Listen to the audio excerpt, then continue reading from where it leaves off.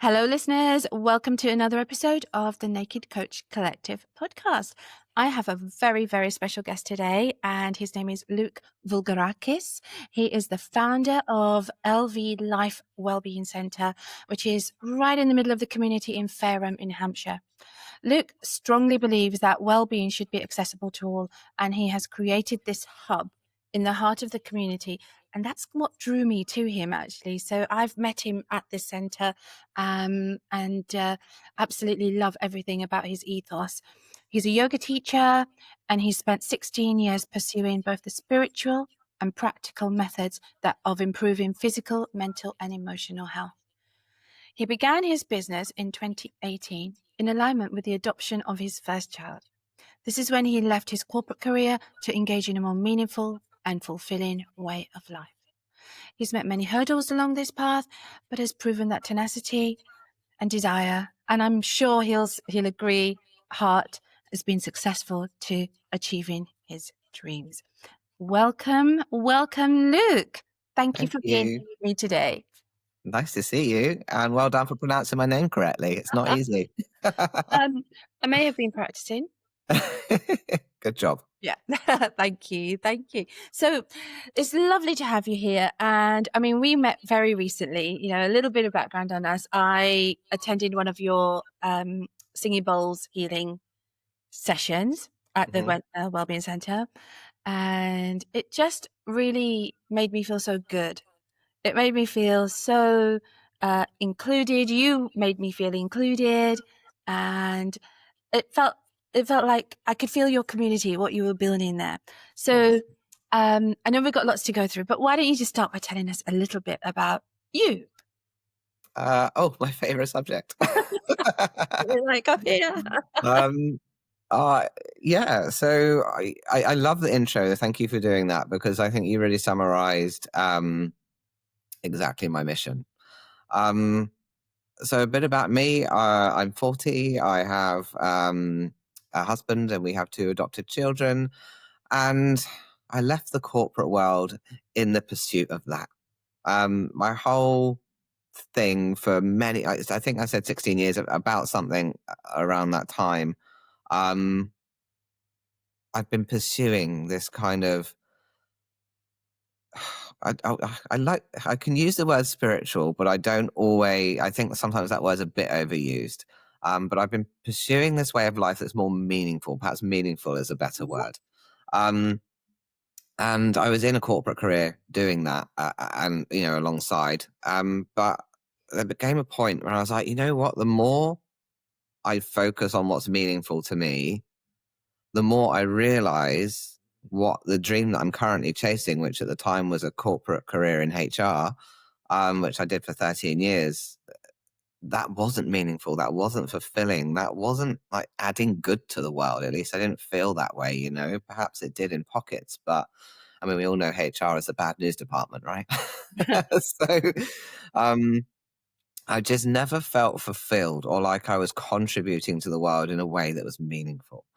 And I started my journey to become a yoga teacher, I think 2016.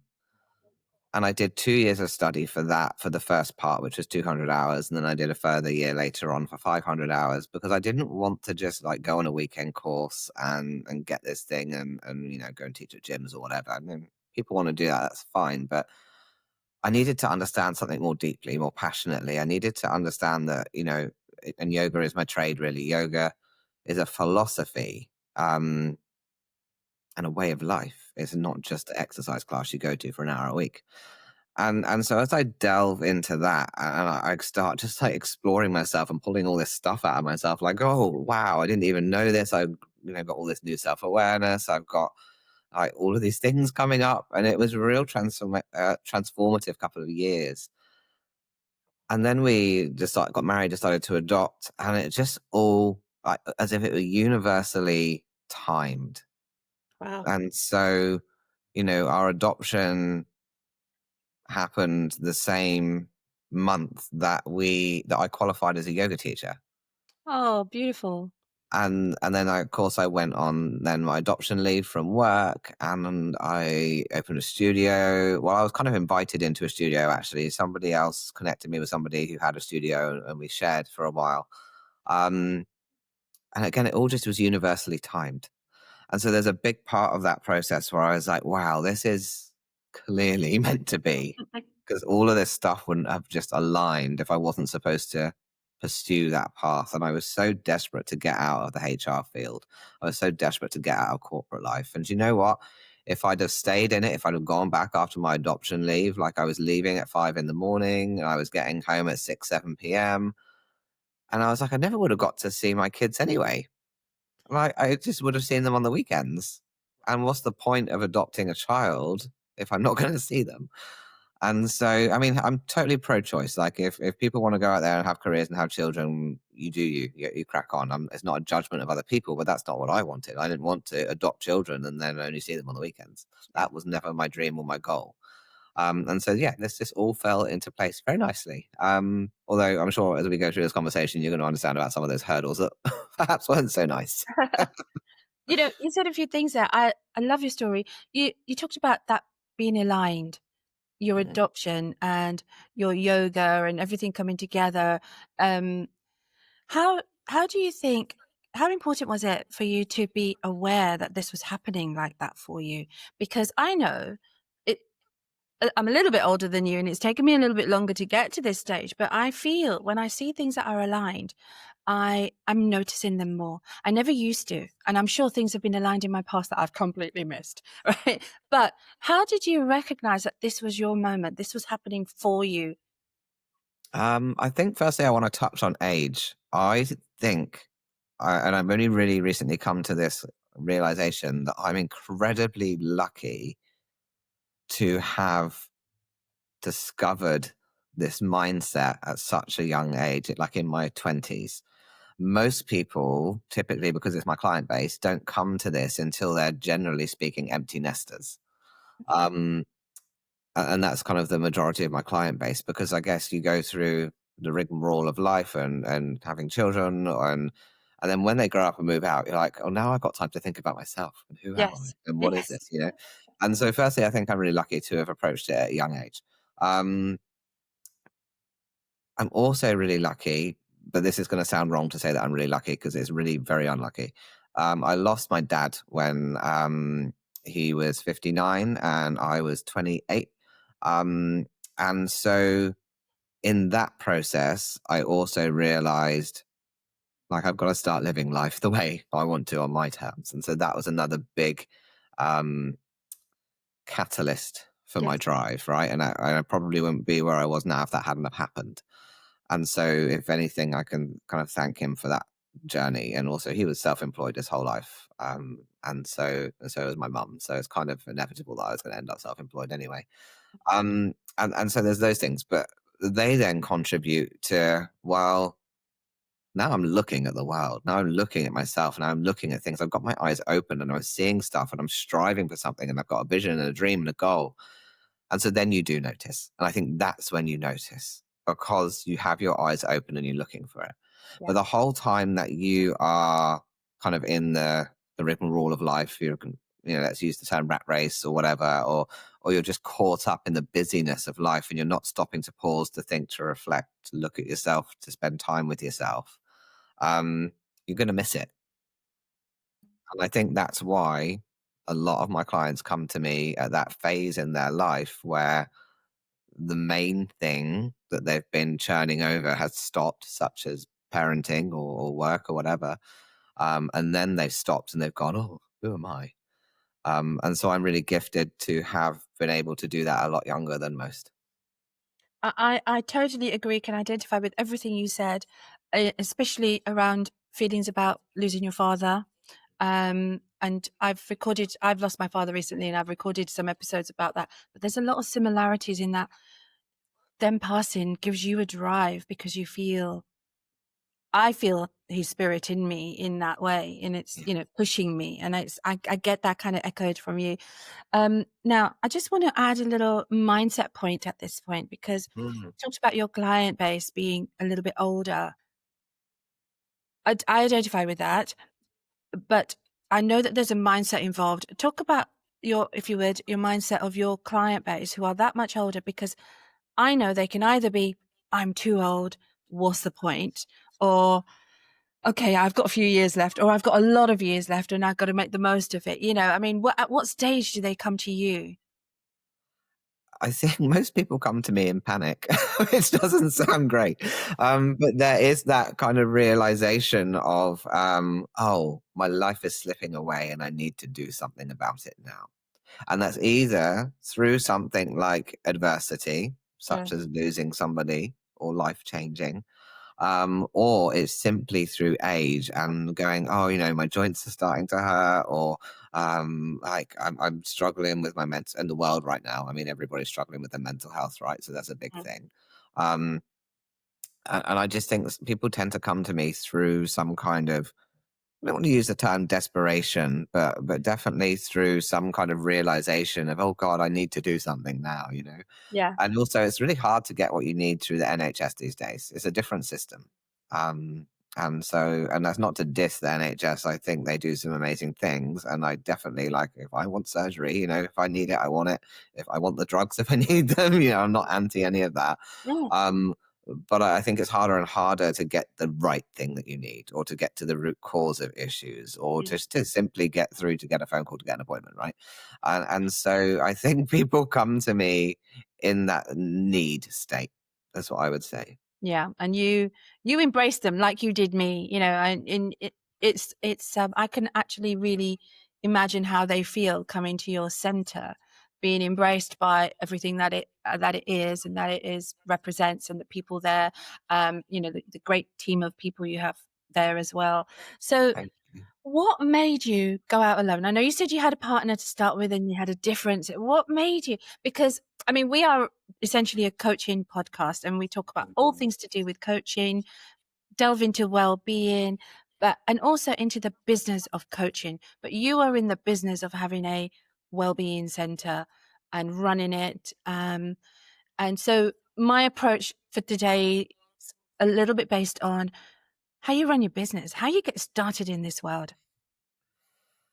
Like a lot of trial and error, or trial and improvement, let's say.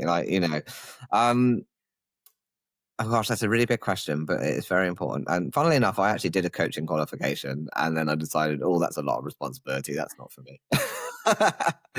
um, Helped you, right? I Certainly will have helped you to do what you're doing now. Oh, for sure. I think it's a great foundation. Um, it's kind of a theme that I've just seen amongst people actually when they want to start out and think about doing something to become self-employed.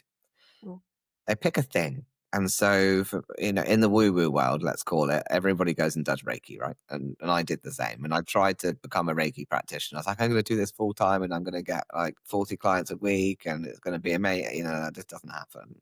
It can happen for the few, but not for the majority.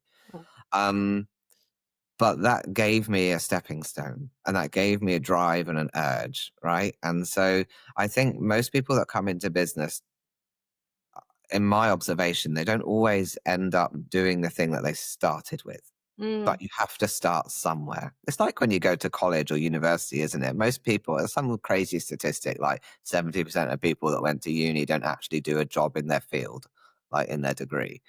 And I don't either. So, so I'm part of that statistic. And so I think that you come into it and you have to have a certain mindset, a mindset of, I want to do this, but I need to be willing to let go of what I think it should be and go with what it can be, because everything is an evolution. It will continually evolve.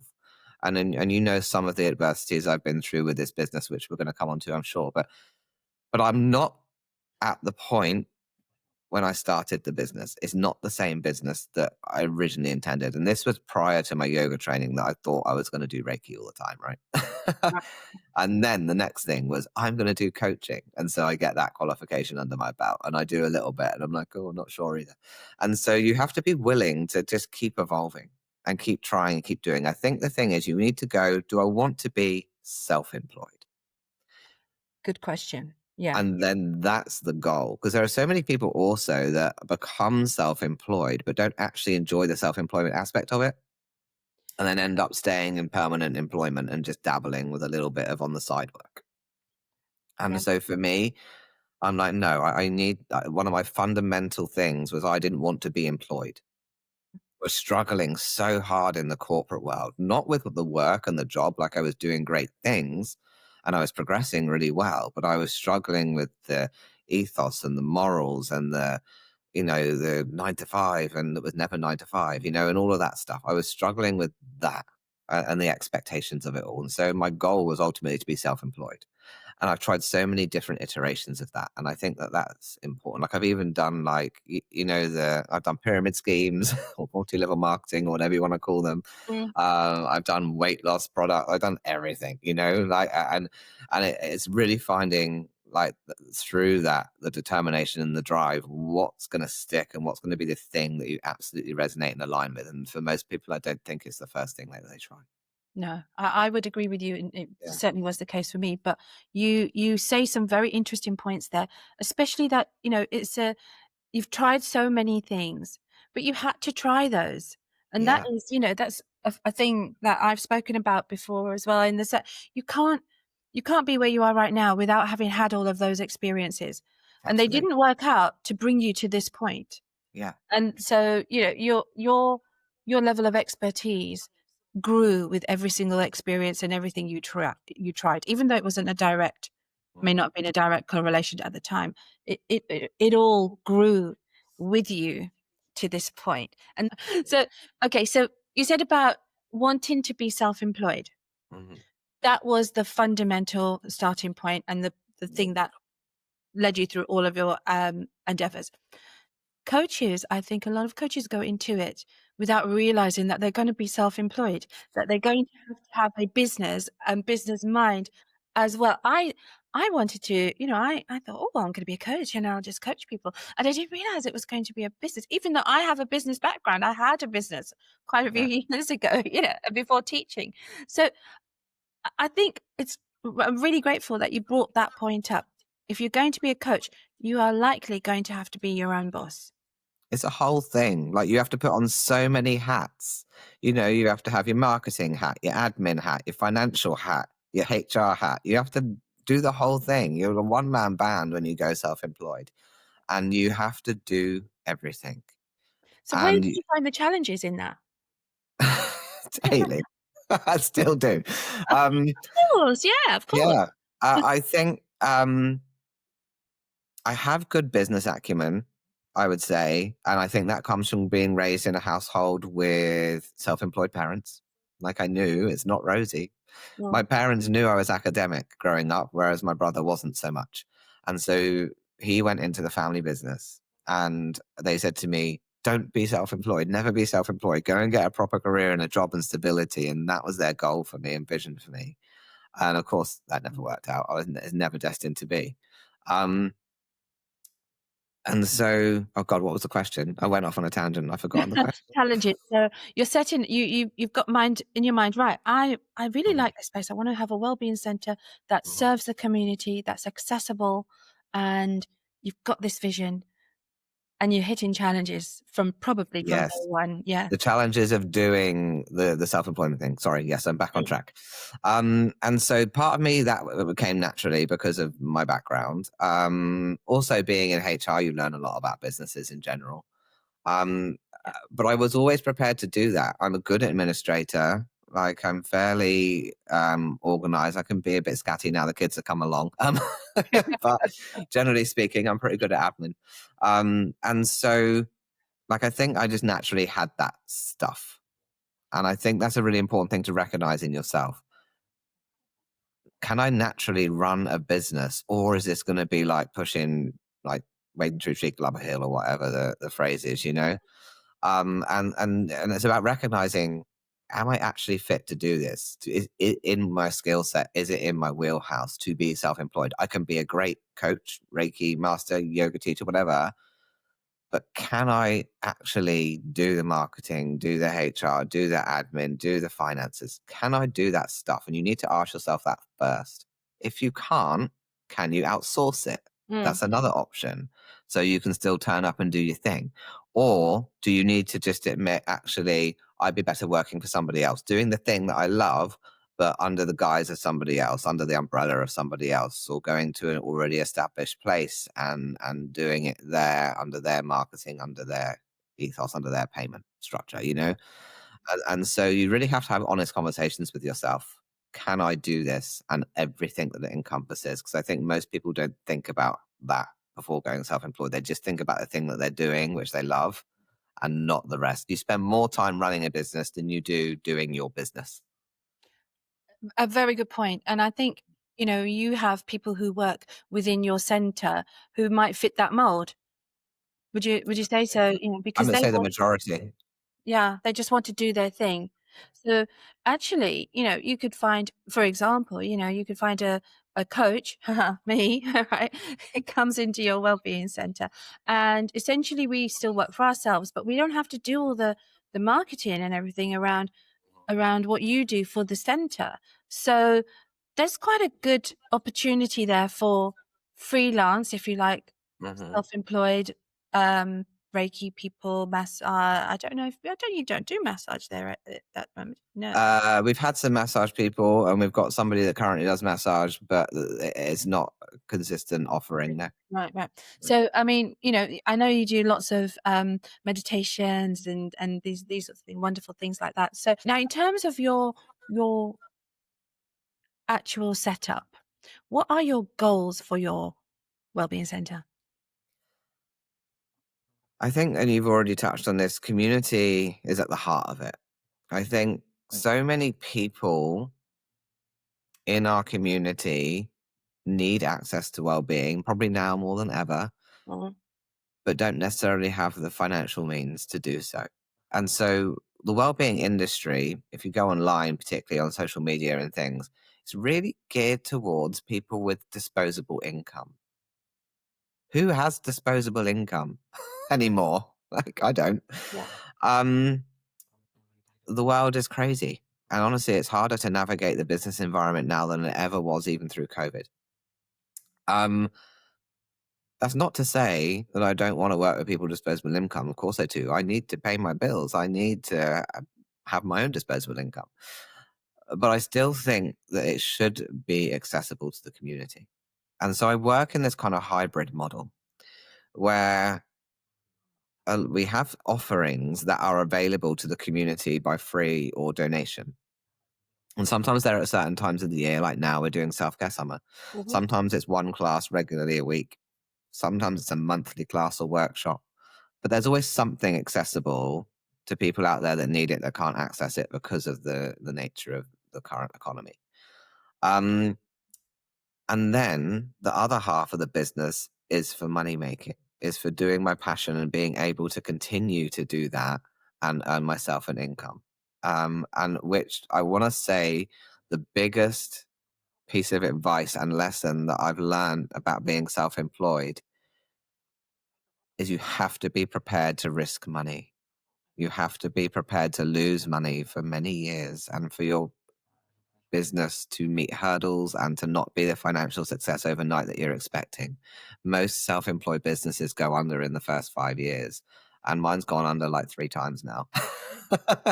And so, if you are thinking about self employment, you can have all of the fluffy stuff. You can have your mission, your goal, your products and services that are incredible, but are you prepared to put finances on the line? Like, Mm. I've had to remortgage my house. I've had to borrow money from my mum. Like, I've done everything to keep this business afloat, and it will pay off. I know it will pay off because I'm a tenacious little bugger, and so it will pay off. I won't give up.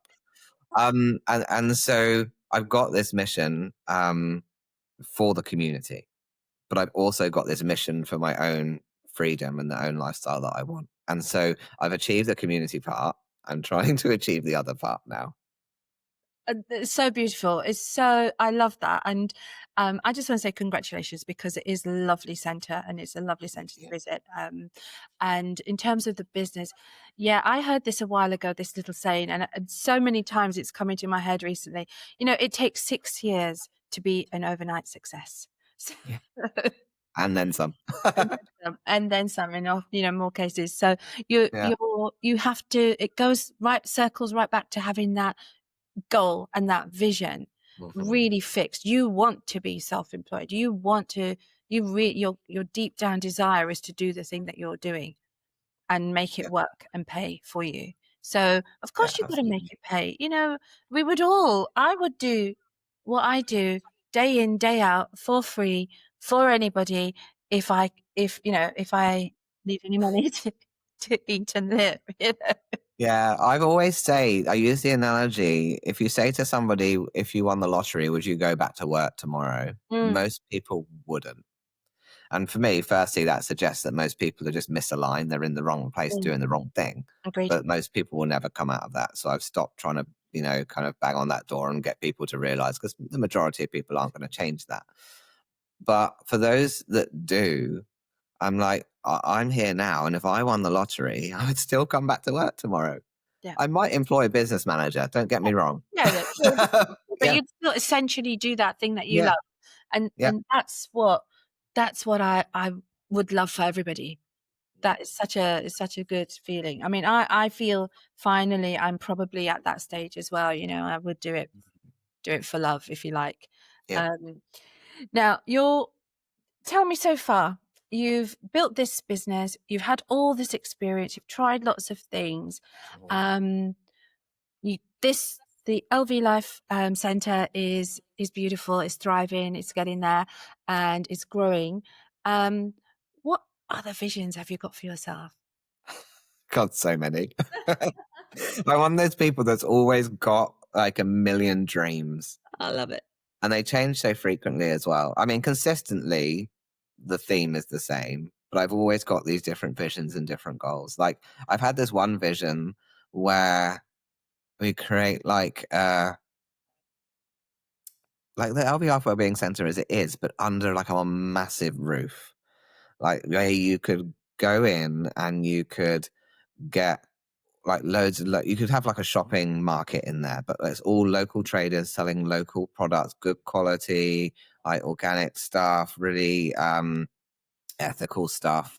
And you could go in and you can have also, there's like a yoga studio, and then you could like some treatments, and like it's just all under one roof, because how like we go to a supermarket and it's got Mm, everything under one mm, roof. um but you're then buying into this kind of corporate world and some really unethical practices that happen in big chains of things.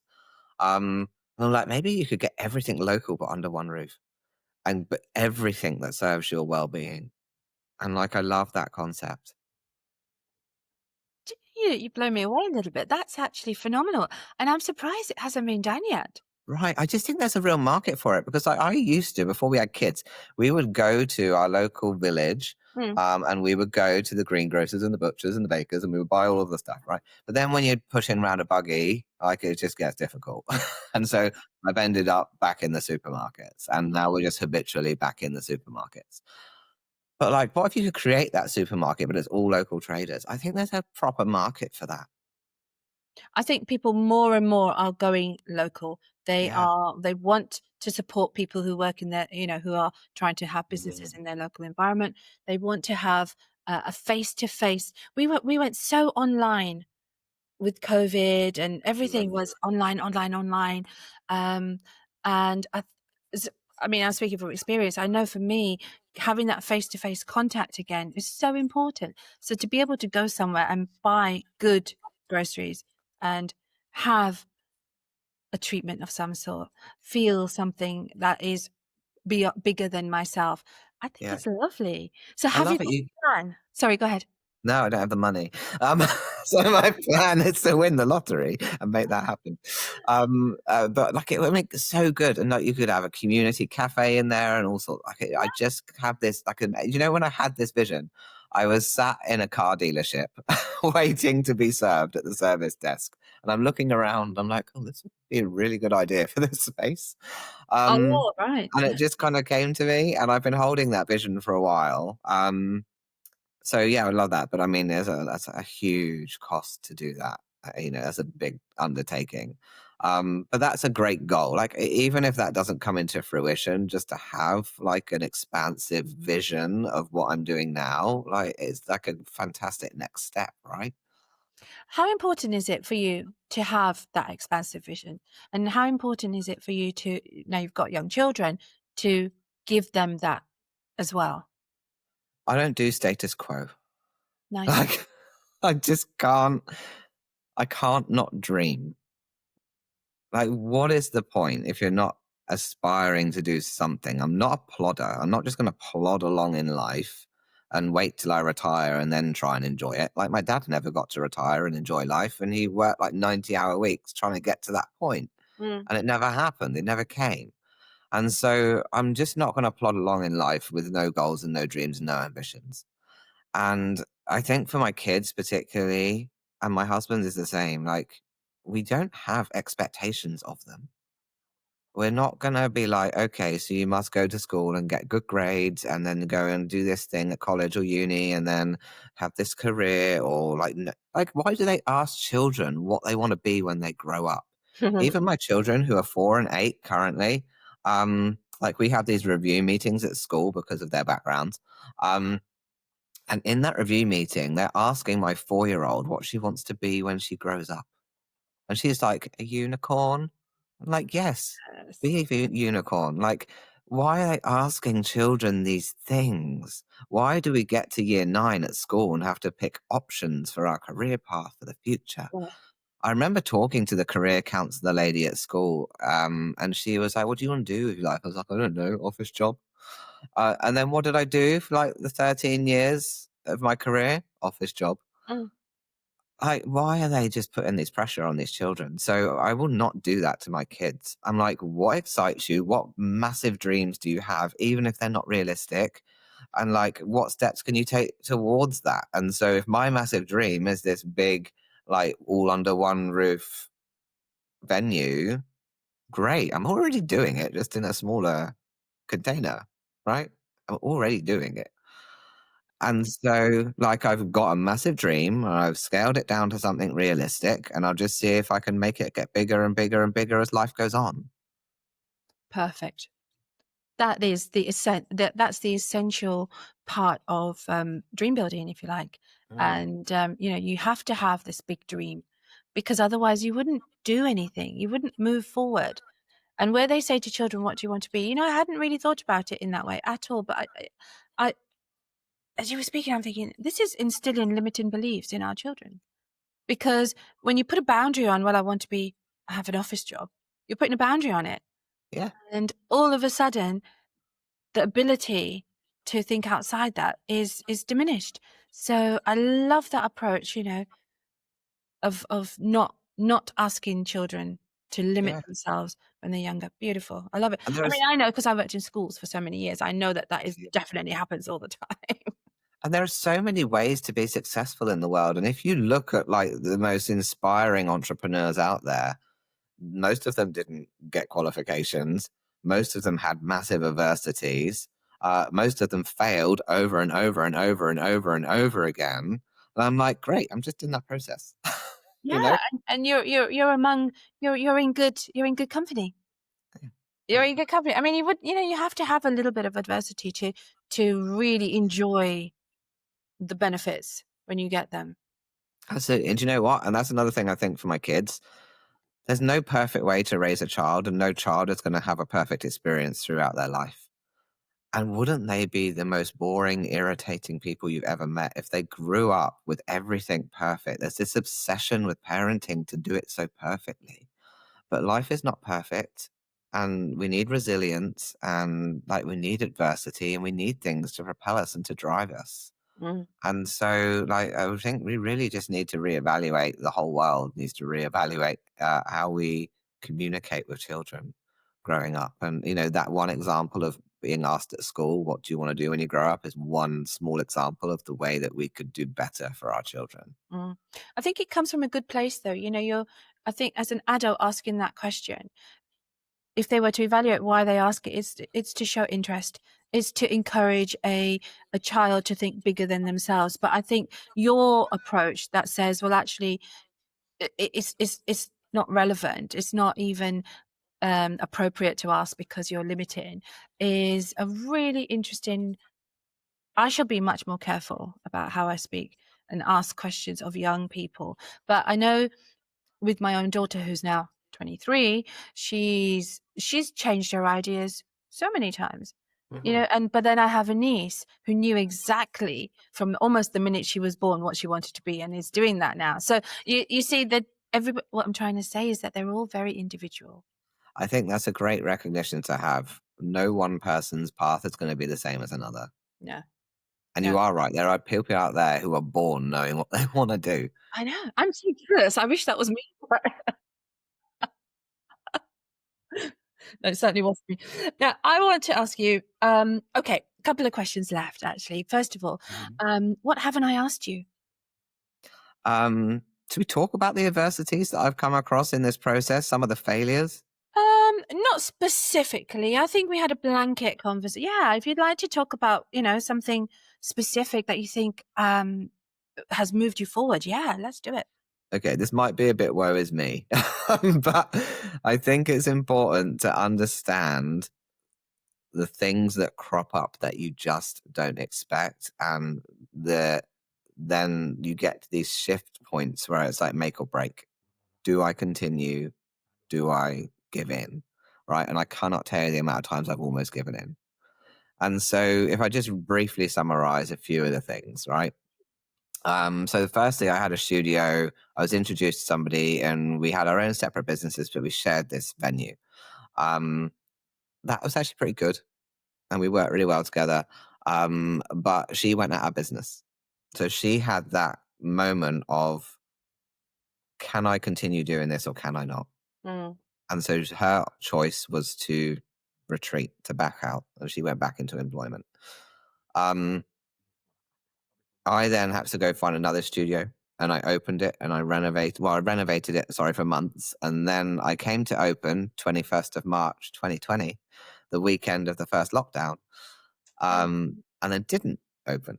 And so then I was open and close for like, a year or two through those lockdowns. But when I eventually did get open, I was thriving, actually. And it was just a yoga studio. And I was thriving and business was really good. And alongside that, I was also doing like these pyramid schemes as well. I was like doing 2 pyramid schemes and I'm going to get in trouble for calling them that because you're not allowed to call them that, but whatever. I was doing 2 of those and my yoga studio and I was doing really well. Like life was good in terms of finances. But I was exhausted. I realized that the pyramid schemes weren't that ethical, particularly one of them. The products were really unethical. And I was so burnt out.